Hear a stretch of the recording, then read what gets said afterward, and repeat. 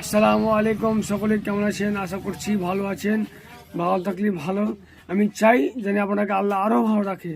তো কথা হচ্ছে, দেখতে পাচ্ছেন নিচে ভিডিও, এই ভিডিওটা আপনাকে অবশ্যই শোনাবো আর শুনবেন। এই ভিডিওটা হলো কালকার সম্মিলনে, যেটা সম্মিলন কালকার হলো 15 তারিখ, পাকুড় ঝাড়খণ্ড বাইপাস মুফাসি থানার সামনে যেটা সম্মেলন হলো কালকে, সেইখানকার ভিডিও এটা। আমরা এই যে লাইলাহার কি ফজিলত বলবে, আপনারা অবশ্যই শুনবেন। আমরা লাইলাহার যেখান থেকে আমি ব্যবহার করে থাকি সে শুনবেন লাইলাহার অর্থটা কি, অবশ্যই আমার ভিডিওটা সম্পূর্ণ শুনে যাবেন।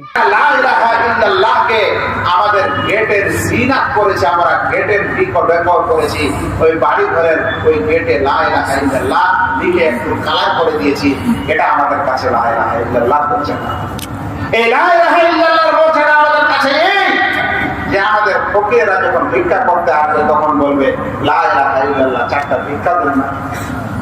আমাদের কাছে লা ইলাহা ইল্লাল্লাহ বলছে না এই যেদিন আমরা বিয়ে করতে যাবো তখন আবার কিছু মানুষ তাকে বিয়ে পড়ানোর পূর্বে বলবে 5 কলেমা বলো, ওই 5 কলেমাতে আমাদেরকে লা ইলাহা ইল্লাল্লাহ